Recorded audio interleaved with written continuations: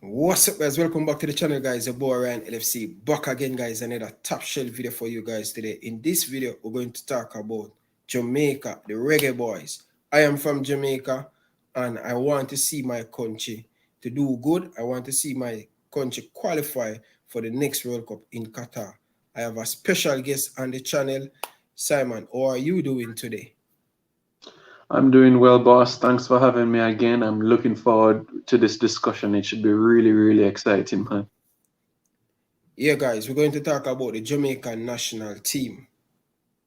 Simon, my first question for you. Jamaica will play Mexico at the Azteca. Previously, Jamaica get a points. We don't have a great record in the Azteca, but we have some crapper player like Leon Bailey, Bobby Reed, Michael Hector, Shamal Nicholson, Junior Flemings, Andre Bake. We're blessed with a lot of experienced player in this team. How do you think the Reggae Boys should line up for their first game in Mexico? You know, the match that we had against Mexico 8 years ago now against Mexico at Azteca, I think it was a real eye-opener that we can really go to Central America, we can go to North America, compete and get results. And I think that was an eye-opener for us moving forward, even though we didn't get to the 2014 World Cup. So going into this game against Mexico, I'm going with it with a no fear attitude and not a pragmatic attitude. So not two holding midfielders. I'm not going to play five at the back. For me, I've gone with a 4-3-3 formation for this game. And all being well, there are no injuries or there are no players all being well, all players have their passports as well. This is the 11 that I have gone with for this encounter. So Andre Blake, the man between the sticks, our captain, our leader, closing in on 50 caps for Jamaica. Central defense, Damian Lowe, and alongside him, I'm going with the experience of Adrian Mariappa. Been there, done that. His third World Cup qualifying cycle for Jamaica. Still has the legs to be able to match up in CONCACAF. At left back, no surprise there, Kemar Taxi Lawrence. Although it will be good for him as he has Greg Lee behind him in that pecking order as well. That might give him a bit of a pep in his step, and he'll be able to contribute more on the attacking side of things, especially with set pieces. Right back, I've gone with the enigma, the unpredictable Alvas Powell, a player that will beat 5-6 players to get to the final third, and the same player that that may lose possession, and the same player that might win back the ball. So that's the back four I've gone with. I've gone with a midfield three of Isaac Hayden just in front of the back four, and just in front of Hayden, I've gone with two guys that made a big impression for us against Saudi Arabia in November. That's Ravel Morrison and Daniel Johnson. Ravel Morrison, as we know, that crafty sort of player, will beat players and find a finite pass towards the front three. And Daniel Johnson, that has that amazing distribution, quality left foot. And as we saw from that goal against Saudi Arabia, a player that can strike the ball in and around the box as well. And the front three, I've gone with Bobby Reed, Leon Bailey, and through the middle, the number 9, the man in form at Rangers FC in the Scottish Premier League, Kemar Roofe. That is the team that I've gone with. And I know a lot of people might be saying, well, where is Shamar Nicholson? Where is Michael Hector? I'm looking at it strictly from the Mexico game. It's not that we're not going to need them. We will need them in this qualifying cycle. We will. But there are certain games that we will need them for. And that's why I think for this Mexico game, bearing in mind the weaknesses of the Mexicans, that is why I've gone with a quick, dynamic front three, a hard-working, tall central midfielder in Isaac Hayden, and two crafty central midfielders in Daniel Johnson and Ravel Morrison that can find the holes in between the Mexican lines. But if we're talking about Costa Rica, USA, then I would have a different starting lineup. But this is specifically for Mexico away. So Simon, as an analyst and a journalist covering this Jamaican national team over the years, do you think this crapper youth that coming up in this Reggae Boys team now, the Leon Bailey, the Bobby Reed, do you think on paper is the best unit and the player them playing for the nationality playing together, stick as one, as unit.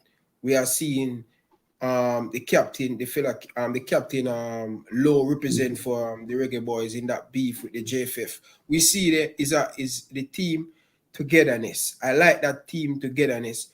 Do you think this is our best chance for qualifying for the World Cup? When you look at Costa Rica, they're going through a transaction, they're rebuilding, come again. Panama, the same thing, and Honduras. Do you think Jamaica is one of the third best team in CONCACAF? I believe so. I don't know if you have that same analysis of the Jamaican Ryan LFC hyping up this Jamaican team too much. No, you're not hyping them up at all. You know, based on everything you've just said, the team has not been this unite or this together since 2017, 2016, I would say, especially in the latter years of Winfred Schaefer when they got to the Copa America Centenario and that victory against Chile that we spoke about in part one.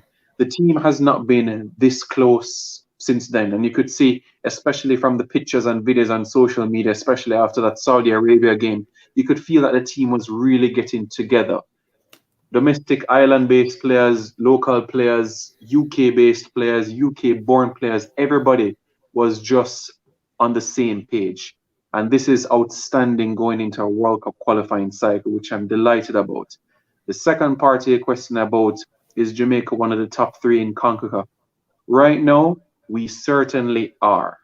My only concern is that in terms of the players that we have not been in camp. And the second part is the emergence of the Canadian national team. Jonathan David, Alphonso Davies, and company. They're building something special.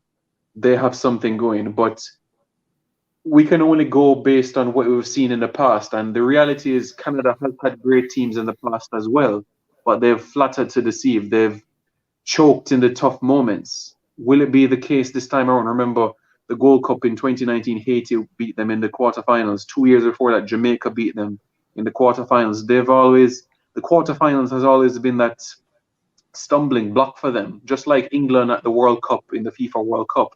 There's this mental barrier for them, but I'm quite concerned about this Canadian team. If they do get their act together, they're the only team that can break that trio of USA, Mexico, Jamaica, of Qatar. Honestly speaking, Canada is the only team that can hurt us. So that's why I say worst case scenario, I think we'll be fighting for a playoff spot in the intercontinental playoffs. Fourth, worst case scenario. But I do think if we get all the pieces to the puzzle together, then certainly we'll be going to Qatar next year.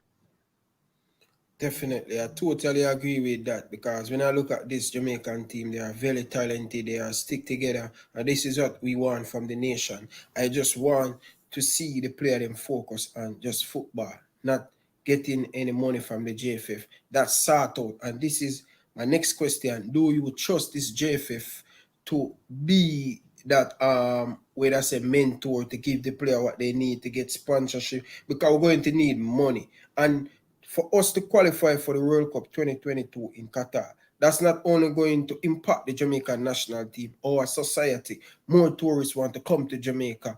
More people want to fly into the country. Who is Leon Bailey? Who is Bobby Reid? Who is Shaman Nicholson? This is going to kick down the door for more exposure for players coming up from Arnett Garden, Tivoli Garden, Waterhouse, Harborview. It's going to be a big impact for Jamaica. That's why I want to see Digicel, corporate company, Water, come on board and back this Reggae Boyz team. And I want the JFS to be success. I don't want to continue bashing them. I want to see that incident where they are low. That is the first and the last coming out of the JFF.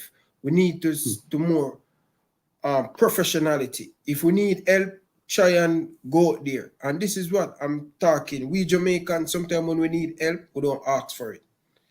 Go out. It's nothing asking for help. Ask the right people. I know a lot of past players who play in England. The Baby Gun or the Fuller, they want to contribute. But they not want their money to spend in other things. So we as nation, we need to combine and make this national team work. That's going to open up a lot of door, especially for some of the local players. My next Absolutely. question to you. Mm-hmm. We know the Premier League in Jamaica right now, it don't start back. We don't know when it's going to start back. Do you think that's going to be a problem for the national team? Because we always have 25-man squad in the local to prepare them to mix that band with the overseas player from England, United States. What do you think about that? You know, it's an interesting one because we don't know which young star might have emerged if football was playing right now. We don't know which player would have continued their hot form, like when the pandemic broke out. Kemar Bushy Beckford was the talk of the town. Would he have continued that form this year as well? Would Kemal Malcolm at Arnett Gardens still continue his thing? So it's difficult from that perspective to say in terms of the impact they'll have. My concern is that not having the local league, they're not going to offer the quality depth that they would some players in the national setup. It might be easier for the overseas based players. I do fully expect that, bearing in mind the circumstances now, 90 to 95% of the players that we call up will be overseas based. It's disappointing, tremendously disappointing that the local league hasn't got up and running as yet. And we've seen our neighboring islands got football going, even with some places more active cases than Jamaica. It's disappointing that we haven't been able to find a proper solution to this problem. I don't see a impact in terms of the national team, but more so in terms of the country, the GDP, the players, their livelihood, and low morale as well, because this is an income that these players depend on as well. This is something that they go to feed their families as well, how they've been surviving the past 10, 11 months, going on almost a year. My concern is for them. They're fit. Are they going to the gym? Are they staying sharp and fit? Or are they starting to develop a little belly as well? So my concern are for those players in terms of how they react to this whole situation. And if their agents are looking out for them, even if it is USL or the Canadian Premier League, looking for trials, loan deals, just so they can put themselves into contention to be part of the squad. Definitely, I agree with you. Totally agree with you. But my next question to you, how far do you think this Reggae Boyz team can go in the Gold Cup? Previously, we has been going to the final, last semi-final, last quarter-final, last. Tapa Whitmore has done a fantastic job, in my opinion, when it comes on to Gold Cup. No disappointment. But last Gold Cup, I didn't like what I see from Tapa, changing up the team. This is not the stage Gold Cup we're testing out new player and these stuff. We need to see a consistent starting level. Come next Gold Cup, I hear a lot of talk in Jamaica. Tapa need to rotate the team. This is a Gold Cup. We have to have a proper 25-man squad. And the backup player them supposed to can start in this Jamaica. This is a national team. Yeah, you're right, because the Gold Cups, it's amazing the progress we've made, because we used to be that team where we always get knocked over that quarterfinal hurdle, 2003, 2005, 2011, first round knockout 2009, and then a new you could say generation of players emerged, back-to-back finals of the Gold Cup, etc. In terms of the question about how far we can go, I think if we field our best possible 11, then minimum semifinals I expect of this team, but we certainly can go all the way into the final. But I'm intrigued to know, with the qualifiers coming up in September, if we will be doing a bit of experimentation in the Gold Cup and then have our best team for the qualifiers. So for me, it really depends on the squad that we will have for the Gold Cup. Will it be a mirror of what is to come for the qualifiers, or will it be an experimental squad to see, you want to be in the squad for the qualifiers? Go there and impress me. Go out there and show that you deserve to be on that plane and in the 23-man squad. So if it's an experimented squad, then quarterfinals minimum. But if we go with our absolute best available team, then semifinals minimum. 100% correct. I think at this moment, depend on how the team them panned out, the Mexico and the USA. They are the biggest challenge right now for Jamaica. When you look at the USA team, It's just bunch of talent just coming out from this team. And not only in United States, when you look at America, Italy, Spain, Germany, Yeah. England, they play not only in the MLS. Once upon a time, we could find most of the national team player play in the MLS. No, they're going abroad now. So definitely they're seeing a way out. So when they come up against team like England, they're not going to struggle. They're going to put in the same effort that England and Spain when they come up against these teams. So United States has been definitely good. We're not talking about Mexico. Mexico, for a long time, they have player playing in all over the globe, Right. not in Mexico alone. So for me, I Exactly. think the United States and Mexico are ahead of Jamaica right now with money and talent and everything. But I just want the best for my country. That's all I want. But last question before we run off, Simon. On the books right now, some of the player Jamaica could call up in the books of Jamaican parents, grandparents, and all of these stuff where we're talking about off camera, we're talking about Nathan Redman and a few more players. Mm-hmm. So what do you Right. think? So Yeah, go ahead. continue. Sorry. No, I In was terms, asking you, yeah. a new player coming to the pool overseas, like from in England and different in the championship, do you think we should continue look in England or we just mix the squad with local base player? Well, bearing in mind in terms of the no league right now, so you can understand in terms of the local perspective. I look at other local players that might be playing in Canada or in USL or in Scotland, like with Nicholas Hamilton. Not many of them are pulling up trees. If Junior Flemings continue doing this thing, then yes, I expect him to be in the squad for the qualifiers. You go to the Canadian Premier League now. If Alex Marshall is doing great things there, then yes, I think he deserves this opportunity. But it's about those Jamaican born players really stepping up between now and the summer in the respective leagues that they're currently in. Whether you're in Europe, Asia, where Jeremy Lynch is, Canada, or even USL and MLS, it's your opportunity right now. Even the players that got drafted to MLS quite recently, use the next 4 months as a dress rehearsal. Use it as your test to get into the squad. But as it relates to the players, it's inevitable. We're going to have a few new players added to the pool, and I'm happy, as I've made it mention earlier about the depth concern. We're going to play 14 World Cup qualifiers. So without a shadow of a doubt, we're going to need the depth in numbers and quality. So central defender Liam Moore, he's close to getting a Jamaican passport. Andre Gray at Watford, a forward, he's also going to be in the mix as well.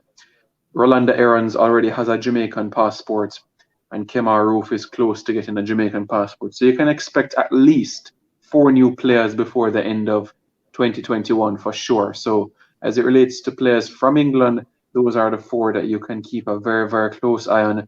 Good additions. My only concern is regarding Gray. He's the expectations people will have of him. Don't expect him to be this guy that just comes in and score a goal every game. He's more that hard-working player like a Deva Orgil, just a much more aggressive Deva Orgil. Orgil has the pace, but Andre Gray is more the type of that just win back possession for you, give it to the centre forward, and we take it from there. So I'm happy with the idea of having a few more faces to the squad, keep the current players on their toes, so that they don't feel relaxed and comfortable and feel, say, yeah, I'm an automatic starter.